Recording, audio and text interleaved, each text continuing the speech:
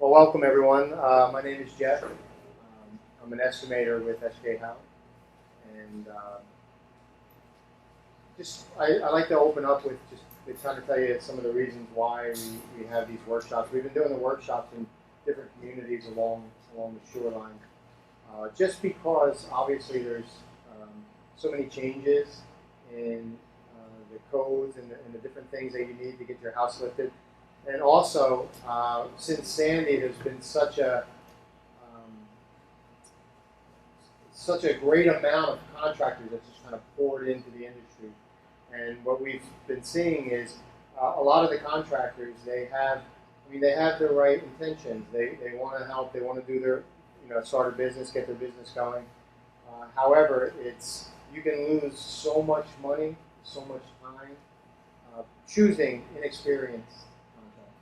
And so what we're trying to do is we're trying to educate the communities. We're trying to come in with the 30 years experience that we have with the company to just try to let you know what to look for, give you some tips on how to choose contractors, and a lot of things that you might not really understand or get about the whole house lifting process. And so what our hopes are that when you guys leave here tonight, you have you have a better picture of everything it takes to lift your house, because there's a lot of hoops you have to jump through. There's a lot of things that you may never see until you actually start the process, and that's when it becomes the most frustrating. And so what we're going to try to do is just kind of highlight those things, kind of let you see them, see the frustration that we have as contractors, and how we push through those things, and what experience means versus inexperience. And we just hope you get a lot from that. So we have a lot to go over, but first we'll talk about who SK Hauck House Movers are. I don't know if anyone's here. Has anyone ever heard of our company yet? Okay. So just a brief history of who we are. We're a local company that has been lifting and moving houses in New Jersey since 1984. My father moved his first house in 1984. My grandpa was a demolition contractor in Atlantic City since the 50s, and my great-grandfather was the plumbing inspector of Atlantic City. We've been around this area for a long time. And what we provide is we provide turnkey elevation services, also known as like soup to nut services. So basically what we do is we can take you through the process from just thinking about wanting to raise your house, putting together a preliminary budget, signing your contract, getting your design done, engineering done, working through that whole process, which is the design phase. We can then submit the permit, we can lift the house, build the foundation, we can reconnect the utilities, build the decks, do any interior finish work, exterior finish work, all up to the certificate of occupancy. So our services, we can do every single thing that's necessary in the project. And we can also just do sections of it as well. If you already have a contractor you're working with, we can just lift the house, or we can just lift it and build the foundation. So that's the variety of our services.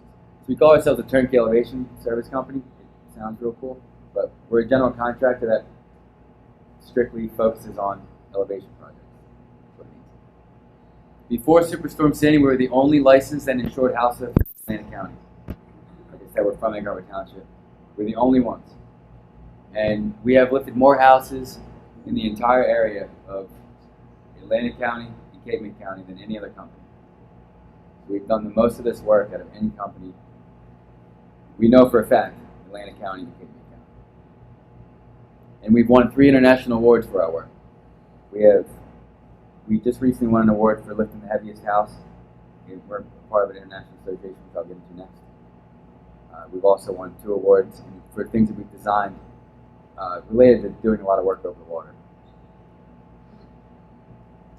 Our company has over 30 years experience. I personally have 27 years experience. That's me when I was 3 years old, jacking the house up. So that's a bit on the company. The IASM, I like to touch on this as well. This is a very important piece to understand. This is talking about we're talking about the house moving industry, right? House lifting industry. That's what we're touching on a lot here. This is the bread and butter of the industry. This is the only international association of structural movers that exists. And this is the #1 vehicle that supplies our industry with education and information regarding our industry. House lifting and house moving is a very niche industry. There's no schools. It's not like a carpenter can join the union and be an apprentice for 5 years and learn how to be a carpenter. They can go to college and everything like that. None of that exists anywhere. There is zero school. The only education that you can get is through the International Association of Structure Movers who are working within a company for a long period of time. The majority of all lasting house moving companies are generational. It usually runs through the blood. And companies that start usually typically have worked with the house moving company for a very long time. And then go and venture out on their own or take over that existing company. So the industry's always been very small. But then when storms come through, the industry blows up. People come from out of state, and people start new. The International Association strives to provide education to the industry, but also stand up for the industry when it comes to legislation and whatnot. I was fortunate enough to be elected on the board last year, so I'm one of 12 board members. And what we do is we do a lot with the legislation that gets passed in New Jersey.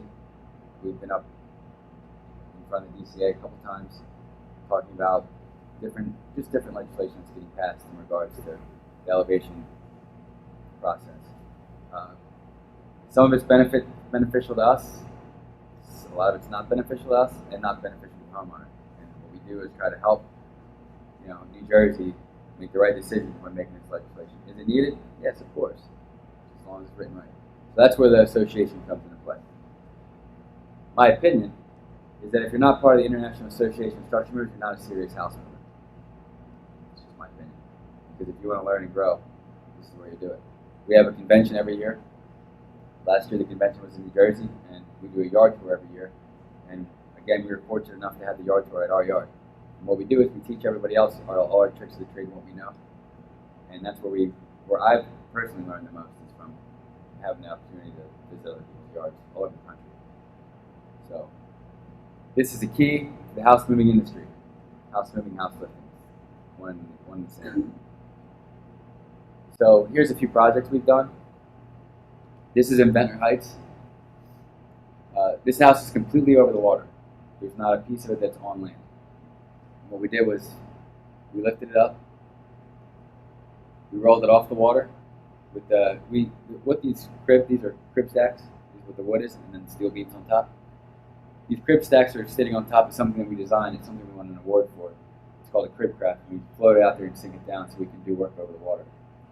And we put these in the ground. We rolled the house on the land, drove the piles and rolled it back over, set it down, and that's it finished out. We did the entire job, soup to nuts. Here's another one we did in Ocean City. That's it before. That's the house elevated. Back on the foundation. And finished. We've done roughly 75 turnkey jobs just in 2016.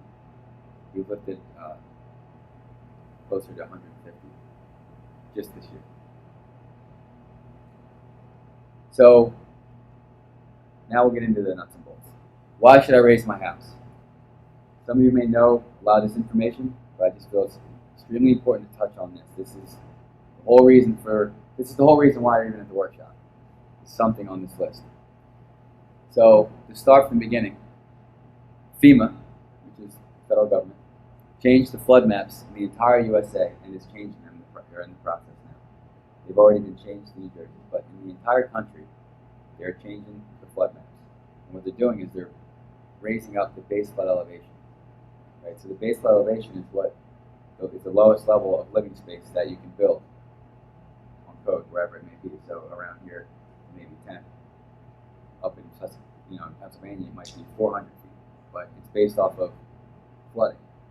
So there's rivers throughout the country that flood a lot, and FEMA, from global change, the global climate being changed and whatnot, they're adapting to it, and they're basically saying that you can't build that low anymore because of the repetitive losses that are taken on the structures that are built. So it makes sense. With that, flood insurance is going to continue to increase if your home is below that BFE. So now that it's changed, all the houses below it are going to have increased flood insurance costs every single year. So it's estimated 12% every year. Sometimes we hear $2,500 a year. But the reason why they're increasing is because over the past 11 years, there's been a tremendous amount of flooding, tremendous amount of hurricanes, and a tremendous amount of flood claims. And what happens to the flood insurance companies when they have a tremendous increase in flood claims? They pay out a tremendous amount of money consistently. Flood insurance is subsidized by the government, right? And they're in the red right now.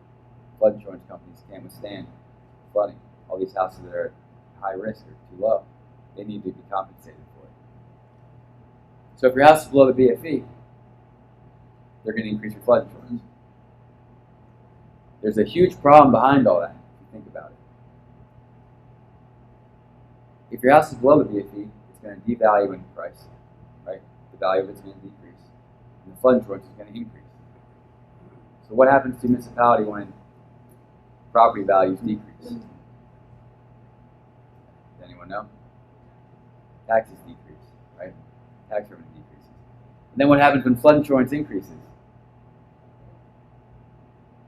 Your payment increases, right?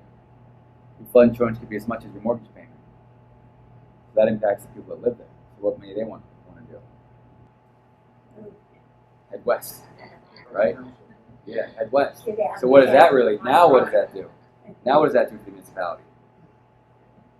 Puts them in a real tight spot because the tax revenue drops quickly. Yeah, communities will go down. This is a crisis in the entire country, or it's becoming a crisis in the entire country. So there's a lot of grants that go around. The grants are really driven to offset this problem. And that's why you have the government giving out grants. So that's a huge problem, especially when you take into account that I've heard statistics of there being 3 million houses that have mortgages. And if you have a mortgage, you have flood insurance. There's 3 million houses that have to have flood insurance that are below the BFE in the United States. So on a countrywide thing, if you look at it, it's be pretty impactful.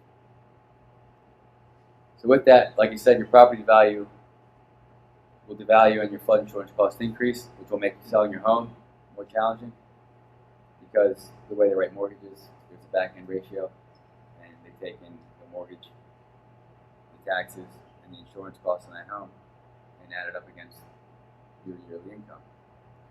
And usually it's 40%. Well, now when your flood insurance is $1,500 a month or $800 a month, you make a lot more money to buy a house.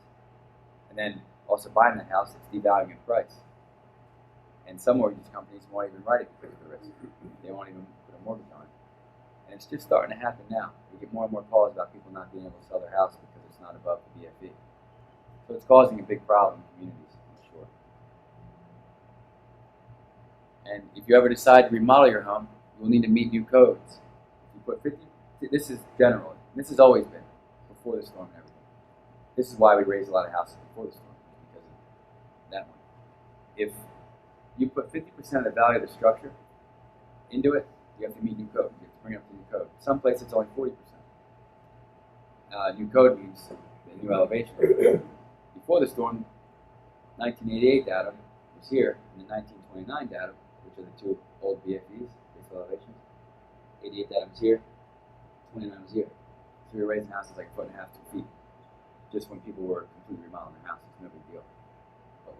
But now, it's 88 down here, and the new one is, 4, 5, 6 feet higher in a lot of places. So it's causing a widespread of houses to begin with. So it means the widespread of houses are below it. So if you want to remodel your house, you probably have to meet new code. And then we can't forget about the big one, potential flooding. It can and probably will flood again sometime. Just like down here in Wildwood, Jonas hit in December. We were just signing a contract with someone to raise their house. We were right on the cusp of signing the contract, and Jonas came in and wiped out our whole first floor. All our furniture and the walls. The walls were wet up to 1.5 feet. So then we had to revise the numbers and put in there to gut the whole first floor again. And it was a shame. It was really sad too, because it was like they were working on it. I mean, they had plans done, everything. And those are the basics of why you should raise your house. Any questions on any of this? You mentioned about grants and stuff. We got a big piece on it. We'll get to that. So it's a good amount of information.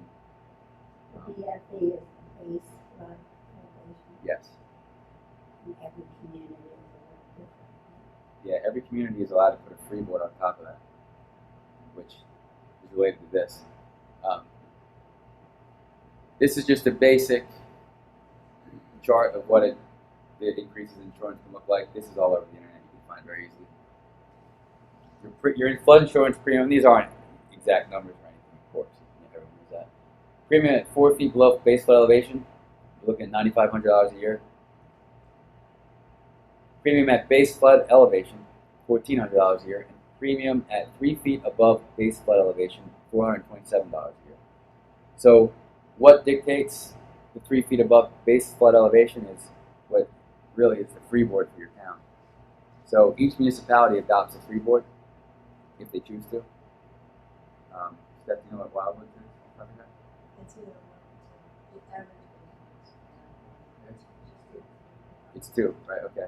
So the base flood elevation is right around 9, and then Wildwood demands 2 feet above that. So Wildwood's minimum elevation requirement is 11. The reason they put that on top is because it allows the municipality to get better rates on their flood insurance. That's where that comes from. So like Ocean Cities is 3. Some, like a lot of places up north, don't have it. You know, like Brick and stuff. It's just 9. So that's what the freeboard is. What the municipality puts on top of the federal government's base flood elevation for New Jersey, the municipality. All right, you ready to get into the whole process? Yeah? Okay. Lifting a house, where do I begin? This is our lifting process. It should be similar to other companies, but I can't speak for other companies. So this is how we do it. The SJ Hauck lifting process, I broke it down into 4 categories. Design build contract, the planning phase, the construction phase, and the post-construction phase. What's a design build contract? Design build contract is when you sign a contract with the contractor, and he takes care of the design phase as well. So he hires the engineer, the architect, he deals with the surveying, and he works with you very closely to get the project designed how you want it. That's a big chunk of the work, is the design phase. We're lifting your house, okay. There's what kind of finishes do you want? How high up do you want to go? Do you want to put a garage under it? How big decks do you want? Is there any upgrades that you want? Do you want an addition in the back? There's a lot of work that goes into the design phase. We don't want it to just look like a castle, just jack it up in the air, put on a foundation, have a bunch of steps coming down. You know, there's a lot of aesthetic work to it, so on and so forth. And also, we need to keep it within your budget. If you have a budget to work with, we can help you keep it in the budget. Let you know if it's going to keep you in or out of the budget that you so choose to keep. So, first thing, you call the phone, say you want your house lifted. The sales rep does a site visit. You schedule the time to come out and visit. You, hopefully, you can be there. He measures the house, takes pictures of the crawl space, gathers a bunch of information, gets information from you. He gathers all that information and brings it back to the estimator. The estimator then processes that information into a preliminary estimate, which is a budgetary number based off of what we assume needs to be done in your project. Now, we can't encapsulate everything because there's still things that may not be decided on yet, which is okay. But at least we have a working budget to go forward with. The way we come up with that preliminary budget is we take into account the existing conditions. If your house is 24 by 40 feet, chances are it's still going to be 24 by 40 feet once you lift it, so we can calculate how much of a foundation you have to build under.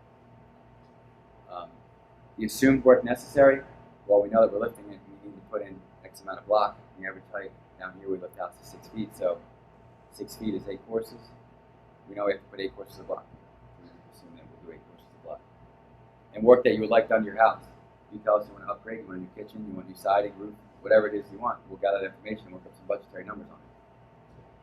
Then at that point, we sign a contract with that budgetary information in place, and we then begin the design phase, planning phase. So with the planning phase, it takes about 3 to 5 months. Sometimes it can be quicker, sometimes it can be longer. But the average is right in this realm. It takes cooperation from everybody, which is kind of really in depth with the contractor, the design team, which is the engineer and architect, and the homeowner. So as soon as we sign a contract, we engage an architect and an engineer. We get a soil boring. The Now, soil boring is what tests the soils to see if the soil conditions that exist on your lot can withstand the additional load we're going to put in place for raising the house. If the soil conditions are poor, then you need piling. It's either cocoa piles or timber piles. If the soil conditions are good, then we just need to spread footing. The engineer then does a site visit. He inspects your foundation to see if it can be saved or not. Sometimes foundations can be saved if they were built after 1970. Chances are they can be saved. But if you get in the older houses, chances are they're not rebar, they might not be deep enough, wide enough, who knows, there might be existing settlement. So we have the engineer inspect the foundation. Then the architect has a meeting with you to discuss the design. He's going to say, what do you want? You know, oh, I'd like a new deck in the front, I'd like it to be 6 by 10 or this big or that big. And he'll let you know if it's doable or not. Taking into account setbacks and everything. He just helps you through the design phase. You want windows in your foundation? Do you want a garage? Do you not want a garage? Like, all this is the questions that you have to answer. Once all that's done, we approve the final drawings, and then we have another meeting with you. And we go over creating an actual estimate. We detail out the scope of work. What is it exactly now that we are doing? You know, because originally we might have said, we might have agreed on a 5 by 5 deck, but through the design phase, we realized we want a 6 by 10 deck. Okay, well, we're going to re-estimate that. And we're going to re-chisel out the budget to be exact and to be accurate for what the project is. Through that whole design phase that we're working with you to make sure that the job doesn't get out of control. And you know, we originally said it's going to be $140,000, and now all of a sudden it's $300,000. That's why we want to work with you through the design phase, because it's hard for a homeowner to find out how much things cost, and the architect can't really give you accurate information because he's not a contractor. So we work with you through that. You might say, well, I really want this composite deck, but I don't know if I can afford it. You think it'll put me over budget? So let's run some numbers on it, let you know. We run those numbers, let you know. If it's in your budget, we should be okay. Or, sorry, we're already looking, you know, up at this level. You know, we might want to look at some other options. Once the actual estimate is done and the scope of work is nailed down, we sign on that actual estimate. That's our new scope of work. That's it. That's the real deal. And we submit for a permit. When we submit for a permit, that's the steps department. We create a jacket. We get a bunch of subcodes in there. We get the drawings in place. We submit to the building department. They have 21 days to respond. Things that the permit needs: it's a checklist for the town, the engineer drawings, surveyor documents, you know, which is the plot plan and whatnot. And like I said, they have 20 days to respond to it. And they might respond with rejections, so then we have to take that information back, reprocess it, give it back to them. It's just a back and forth operation with the building department. And we offer that entire service before you. We'll take care of the whole thing. The only thing you have to do is pick up the permit and pay for it. You also have to get your disconnects. So we'll get into the disconnects, but the permit app in North Wildwood needs all of this stuff. So it's a little extensive, but like I said, we do it all the time, and we get all that stuff together for you and submit. We don't need to go over it all. It's just a bunch of stuff. We'll let Steph do it. But the disconnects that you need. So this is an important part of it. The homeowner has to be involved in this part of it because it's your electric, it's your gas. We aren't legally allowed to disconnect it for you. You have to get a letter from these 5 entities. You have to get a letter saying that there is no electric to the house by Atlantic City Electric. You have to get a letter from Comcast saying that there is no wires or Comcast being ran to your house. You have to get a letter from South Jersey Gas saying that the meter's been removed and the gas is disconnected. Water and sewer come from the municipality. And Verizon Telephone. Again, you have to make sure that there's no wires. If you don't have Verizon or Comcast, you still need a letter from them. So, as far as the start time, to move into the construction phase, out of the planning phase, a lot of that has to do with the timing of when the permit is issued and the disconnect letters are delivered. Because they won't give us the permit without giving them disconnect letters. And you can't get the disconnect letters without moving out of your house.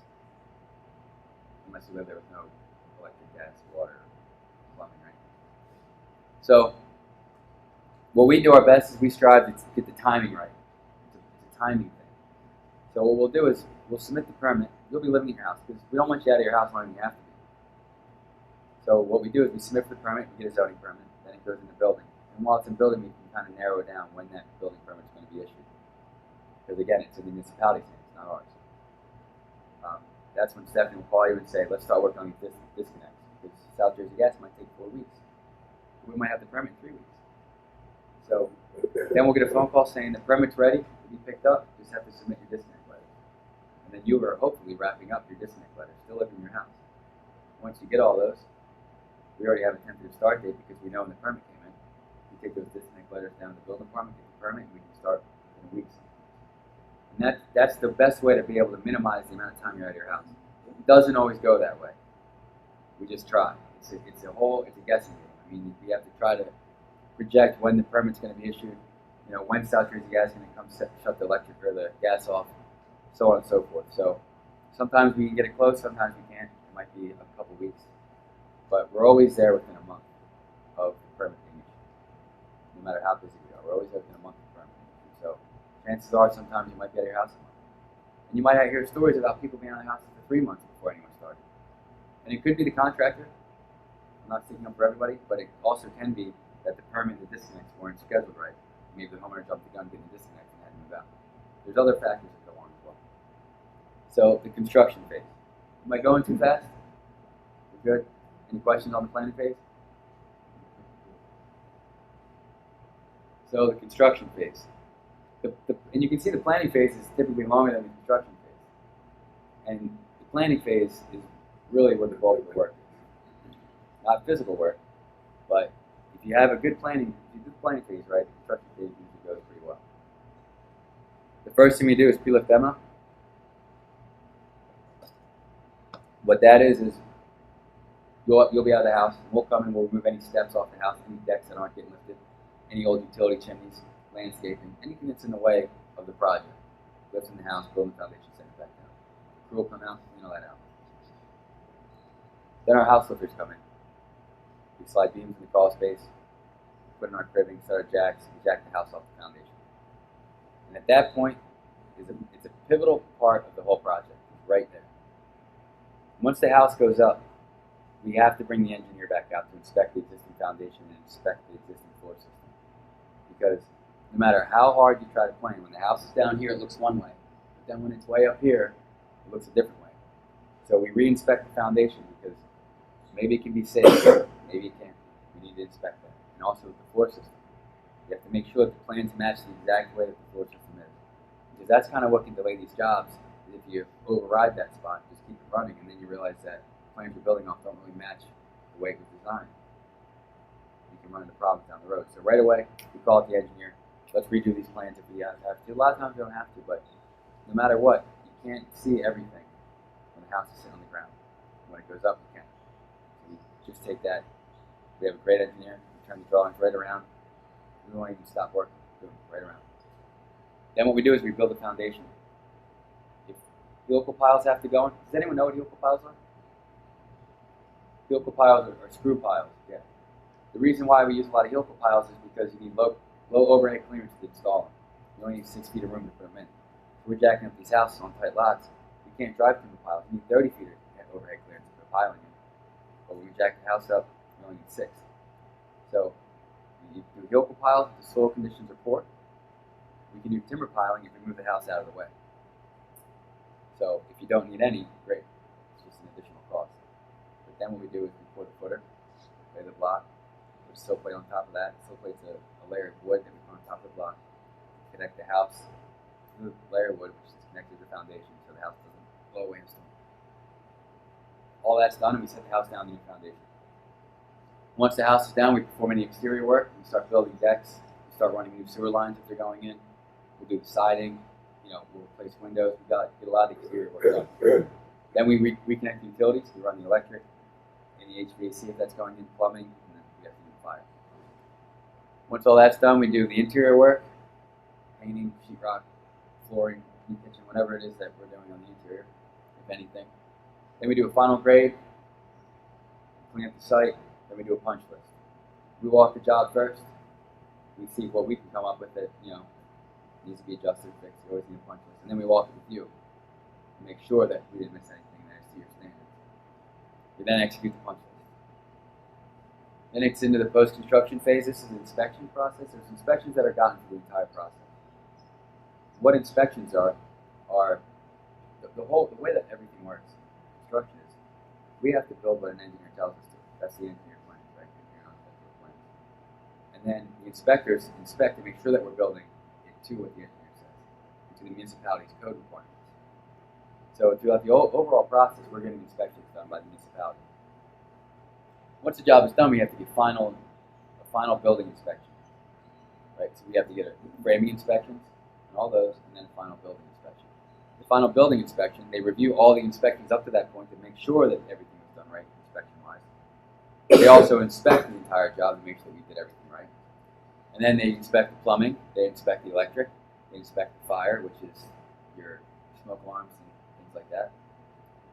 And then after that, we then submit a final as-built drawing, which is a drawing of how the house looks now. And then we get an elevation certificate, which is the whole reason you go through this entire process anyway. That's what tells you that you're at the new BFE. Then we take all that stuff and we submit it again to the building department, and we get a certificate of occupancy. Once that comes in, we can close the project and we can move back in. Post-construction phase is in part of that 3 to 4 months. Can the construction phase be longer? Absolutely. It can be 5, 6 months. It depends on the scope of work. Depends on the intricacies of the job. Can it be 60 days? It's been before. It can be again. It just depends on the job itself. We put all those numbers together for you. We draw up a schedule. We let you know what the schedule is. We assign a project manager to the job. Project manager is your one main point of contact for the entire process. So you don't have to call a bunch of people wondering what's going on. He'll give you updates consistently throughout the entire process. If you have any changes you want, you tell him. If you don't want to do anything, you tell him. He runs the entire job for you. He keeps you happy. If he doesn't keep you happy, then he's probably not going to work for us. So, things to know about the lifting process. 2 things is what it really comes down to. Dependent upon the scope of work, the average time out of your home is 3 to 5 months. It can be 6 or 7 months. It's very rarely 60 days, but it can be. It has before. The average time, the way we come to the average is we just take the last 100 jobs we did. How long were these people out of their home? So it was all between 3 to 5 months. The average time from signing a contract to closing out the project on average is 7 to 9 months. So if you sign a contract with us tomorrow, we would hopefully be parting ways in 9 months. Job all done. So it's a lengthy process. We have a lot of work to do together. And if you wanted to start, like for instance, if you wanted to start your job in September, well, September 29th is 90 days away. So the planning phase, we would have to move like lightning to get everything in place and get a permit in 90 days with the engineer drawings. If you already have plans done, does anyone have any engineer drawings done already? No? That's okay. Some people already have them done. It would be a little quicker because we got one chunk of the pie done. So those are the 2 important things. Anyone else want to know anything about the actual process of how it's done? Any questions on the actual construction part? Okay. So how do I know if my house is worth raising? Anyone ever asked themselves this question before? How do you know? It boils down to 2 things. It's either a structural reason or a financial reason. What's a structural reason? It refers to, is the house built adequately enough to lift it? Was it built 150 years ago and half the thing is rotted away? A lot of old houses, there wasn't much code enforcement. So they kind of built how they wanted to. Some were really good, some aren't as good. The house just might not have the right worth in it. Right? So structural reasons have to relate to the way the structure is built, pretty much. There's times where there's masonry houses, there's CMU, which is block right on top of the slab. It's going to cost so much to raise that, and it's not going to be a good job. We might roll it out. It's not worth raising due to structural reasons. It might be a good house, but it's all concrete and it's on the slab on the ground, and it's not a structural slab. It's a slab that we can't really raise. And it's just the amount of work that has to go into it. You'd be better off building something new. That's structural reason. Financial reason, similar to what I just ended with, is it worth putting $150,000 into your home? You're going to get the equity back on it that you should, right? If your house is worth $250,000 now, and you put $150,000 in it and it's worth $260,000, it might not be worth it, right? It all boils, every single thing comes down to those 2 items right there. What we've learned from all the jobs we've done is that the majority of houses we raise have had the equivalent or greater equity added to the property. We raised a house in Ocean City, and the homeowner said our job was about $100,000. It was a small little house, up and down. He said that he was amazed it increased his equity in his house $200,000. And if you study what's going on, the trends, that the difference between the value of a raised home and a not raised home is going to become greater. This is going to go lower, this is going to go higher. Because right now we're in the beginning, it's been 3 years, it's been a while, coming up on 4. But how many houses have been raised and then resold? Not many, right? So it's hard to get comps on them. You don't know exactly what they're selling for, but the ones that are. I have a friend, and well, we work for him. In Brigham, he buys houses higher than us to raise them than to resell. He's making a killing on the return on them. Almost to where we should charge him more. You know, but it's because he's getting these houses that are not worth anything because no one can buy them. He's raising them, getting a good return on the equity. So what we've learned, and we can show you examples, I'm just not making it up. What we've learned is the majority of houses that we raise are getting a good return on the equity. When you put 150 grand into it, you get a good return. But if you don't, in either one of these examples, the only other option is to build new. Well, you can leave it where it is, or you can build new. And what we did is we started a division called SJ Hauck Homes, where we build modular homes, custom-built modulars. Just like I said, it's an efficient approach to a quality home. And the reason we started this mainly is because, A, it coincides with our business model. We move a lot of houses, and these are moved from the factory. So it coincides with what we do. But it also completes our service package to provide to our customers. Because when someone calls us and says, we tell them, sorry, we can't raise your house, it's not worth it. They say, what should I do now? We tell you, well, now we can. We can offer you a new house. And does anyone have any experience with the modular home? Anyone familiar with modular homes? Basically, the thing about a modular home is it never sees a drop of water. It's built inside a factory. It's built in boxes and pieces, and it's shipped to the site, put together in a day, and the roof is finished every single time.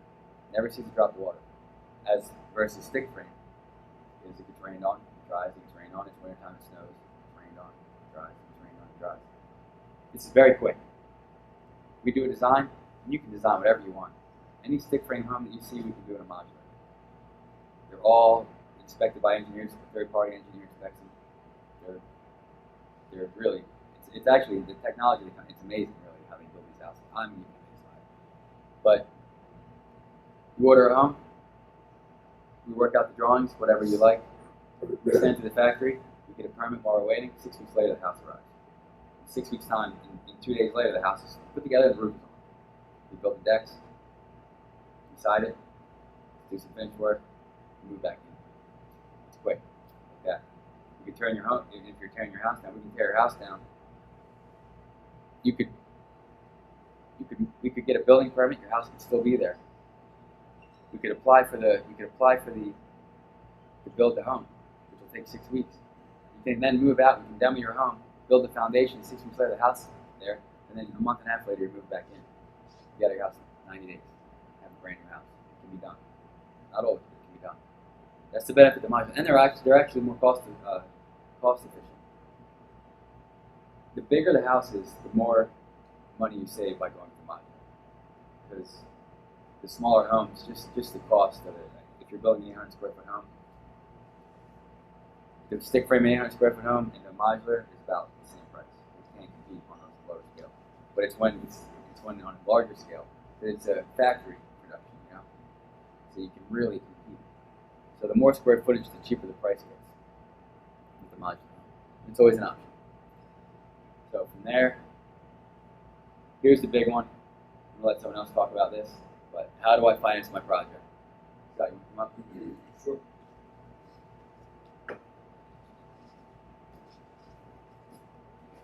Does anybody have any grants, applied to any grants, FMA, REM? I know how you have.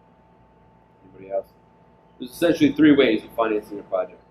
One is through a grant, like Steve has kind of mentioned throughout the project. One is out of pocket. You have the extra $150,000 underneath the mattress or somewhere you want to use. or one is through, different loans, different vehicles, 203K, things like that. The grants, again, it's all basically FEMA run. The FEMA originates all the grant programs out there. This depends on who manages it when it gets down to this level. Most of it's the state or the municipality. You have REM, HMGP, ICC, which is through your flood insurance company. All right, most, if not all, flood insurance policies have that written in. It's up to $30,000. One of the biggest criteria is you get a letter from your township saying that you're 50%, or you had 50% or more damage in your home, substantial letter, a damage letter. You turn that into your insurance company. You get approved for the ICC grant. You get $30,000. I'm sorry. Yeah, the township has to designate that you were substantially damaged. Correct. And then FMA, which is flood mitigation. The unfortunate part is each one of these grants right now is closed. FMA actually just closed recently on June 15th. All applications had to be into the state. The good news is that one will reopen. They're going to start accepting applications. The downside to that is it's more of a grant where they're going to find you rather than you find them. You've had to have 2 substantial repetitive loss claims on your home due to different flooding or hazards, all right, to even qualify. The good news is it's not primary owner. You can have 15 homes, it doesn't matter. You just need to have those 2 substantial loss claims on, right? REM, again, I mean, nobody really has it, so I'm not going to spend a lot of time on it, but that is FEMA money, state run.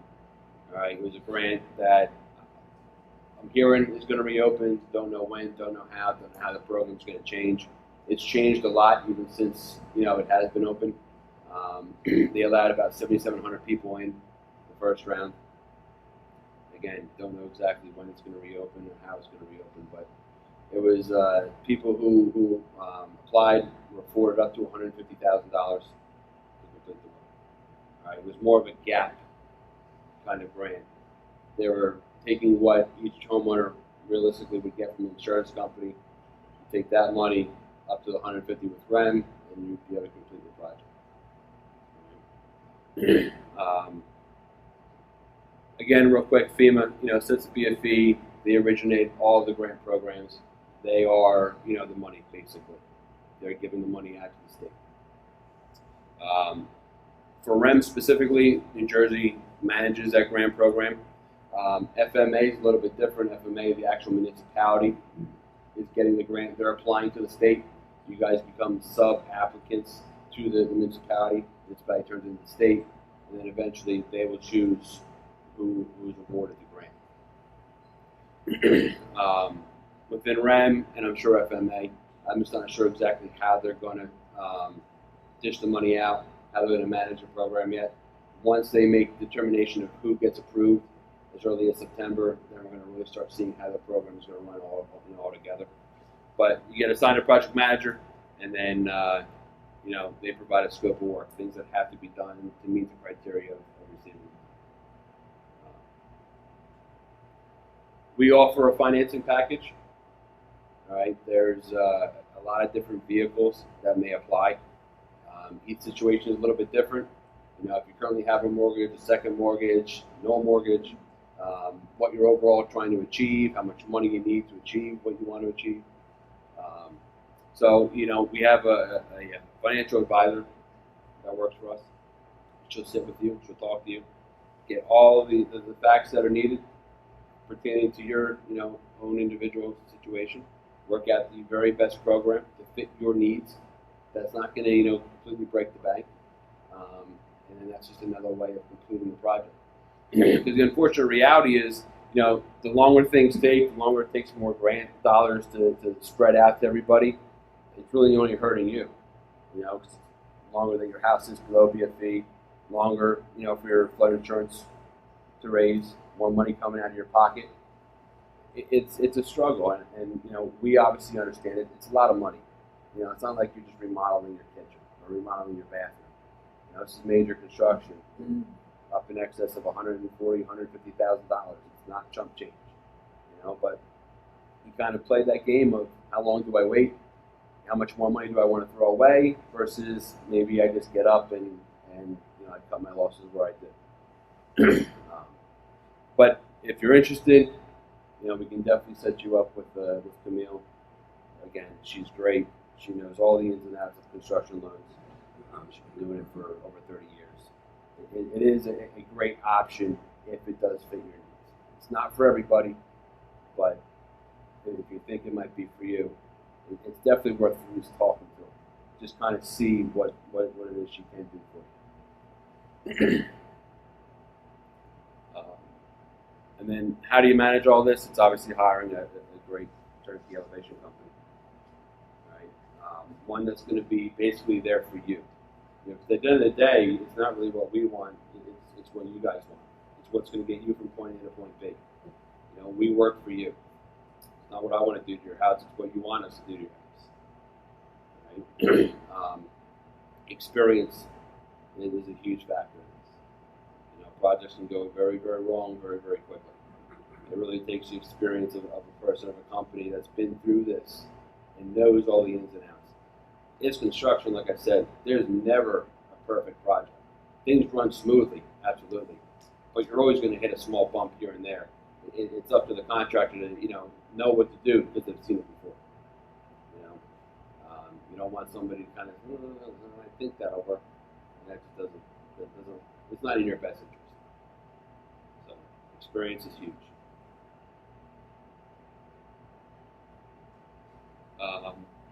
Do you want to come back up and finish it? Okay. Yes, I will. This is the list. Now, this is we're talking about when you go to pick a contractor.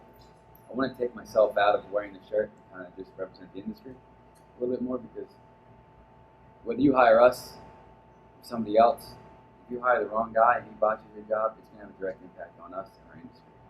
And that's what we do not want. You don't have to use us. Of course, we want you to use us. But if you don't, we want to at least make sure that you use someone who's qualified to do this type of work. And these are some basic points that I think that everybody should go by when they pick a contract. Of course, hire proven professionals, right? Number one. But make sure they have a qualified staff to handle your project. We just went through a lot of information, we went through a lot of stuff. We have a huge office staff. We have a lot of project managers. This takes a lot of people to do these jobs. Now, if you just do one after, you do one, and you finish that one, you do another one, you might not need to.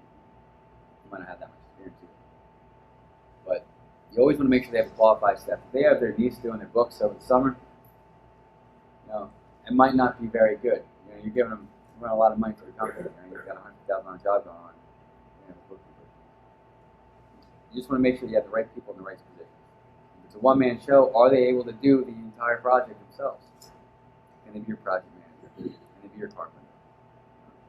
Can they be the company's bookkeeper? Can they be, the sales guy? Can they be all those things? You just want to look into it. And I always say meet them at their office. Always meet them at their office. Go to their office, see how they work. What's the operation look like in there? What if they don't have an office? What if they just only have their truck? Oh yeah, take a seat in my front seat for a while. I'll talk.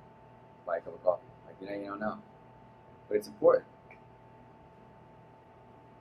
And then ask them for references from past projects. There's nothing wrong with asking for that information. We love it when people ask. We love it. Yeah, we'll tell you all sorts of jobs. We have 2 jobs going on Wild right now. 335 Northwest 18th Street. Homer and Bob Shoemaker. They wouldn't have a problem talking about us. And we have one up on 132 West Chestnut. And we just looked at that for a contract. But right now, we've looked at houses around here. We have houses, up and down the coast. Project. Give you a list.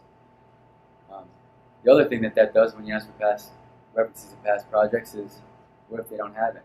You be the first one. I don't think that this is a line of work that you want to be the first one that somebody does. You want to make sure that you have the proven professionals. And if they don't have any references, and they said they did a bunch, you don't have any references, and they said they've done a bunch of work, well, why aren't they giving them up to you? Are they all, going to say something to it? And then Ask your municipality if they're familiar with the company. I think that's great. That's not a deal breaker though if the municipality doesn't know. They might not ever have done any work on it. It doesn't mean they don't know what they're doing. There's tons of different municipalities. But it's extremely important to check in on it because the municipality will let you know, one way or other, if they're a good contractor. They can't. It's a conflict of interest if they, recommend a contractor. But, hey, as the building department, have you ever heard of Hauck? Have you ever heard of so and so? Yeah, I heard of it. What do you think of them? Oh, nothing. They're great. They got the permit. Everything went fine. All the passing inspections working fine. Or they say, oh, well, I just red tagged 2 of their houses. They didn't have the right permits. They've been shut down for 5 months. It's all public information. So it's good to check the municipality. Get their input. And do your homework. And then it says not someone else's experience. All we mean by that is do your homework on the contract. Do all of this stuff. Don't be swayed by one good speaker who sat down with you and told you everything you wanted and you signed the contract because he was just a man. He was so great. Don't be fooled by the first visit. By us either. I mean, Jeff is a good-looking guy. Don't let his looks fool you. No, he's a good guy. But anyway, and when you talk about other people's experience, that one person might have had a bad experience, but you don't know why. Try to talk to multiple people because you never know what could be the cause of that experience or what could trigger it. It could be something that had nothing to do with the contract. It could be because they had to live with their mother-in-law for 3 months and they drove her crazy and it was the worst experience they ever had. Who was your contractor? Oh, it was this guy. But it was the worst experience ever had. You never know. Information gets jumbled together and you just want to make sure you talk to multiple people. And if you can't find anyone, then the contractor should be able to know some people that you can call. And always ask them if they have any jobs in progress or recently completed that you can drive by and look at. Go look at their work. Go look at their work. If they don't have any pictures of work they did, then how do you know exactly what your house is going to look like? Can they show you any exact references or details of decks they built or siding jobs they've done or complete turnkey jobs they've done? It's very important to know.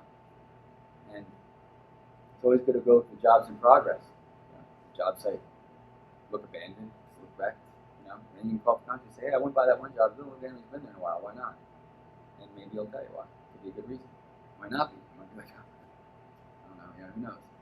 But dig for information. Don't be shy. Dig for the information. You can demand all this stuff. Any good company will gladly give you this information. Because also what this shows to a contractor, it shows that you're probably going to be a good customer. You're going to care about the project. You're going to respect the work that he does. Companies like us, I know I can speak for myself here. We take pride in what we do. I've looked at houses my entire life. It's what I live for. I take pride in it. I want you to take pride in it also. So when you ask for this information, you show that interest. And, you're serious. You don't just want the cheapest guy on the market because you don't care about your project. It can be dangerous. But for us, we always give the invitation out. If you see one of our jobs in progress, we encourage you to go talk to our employees. And they all know. They love it too. Go up and talk to them. They'll gladly take a couple minutes to explain to you what they're doing at that moment. If you live in a house, they'll show you what they're doing. If they're building a deck, they'll tell you about what they're doing. They'll tell you about the company. Ask them. Ask them if it's a good company to work for. I'm confident that all 56 of our employees will say yeah.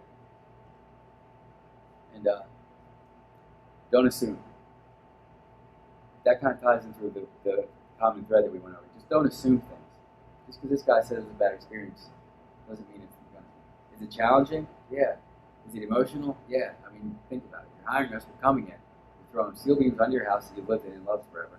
You're going to jack it up in the sky. It looks crazy. It's safe, but it looks crazy. All this construction goes on. Your grass gets torn up. It's just the truth. It can be emotional. And furthermore, you just had a flood 3 years ago, had to move out of your house. And here we go again, coming in Jackie's house. It's emotional. We know. We do our best to, work through it with you. But just don't assume on what's going on. Just look for the information. Look for the truth. Talk to multiple people. Don't just go off one person's experience. Good or bad. Good or bad. It goes both ways. And I think that those are the main points to think about when you're hiring a contractor. The best advice is ask questions.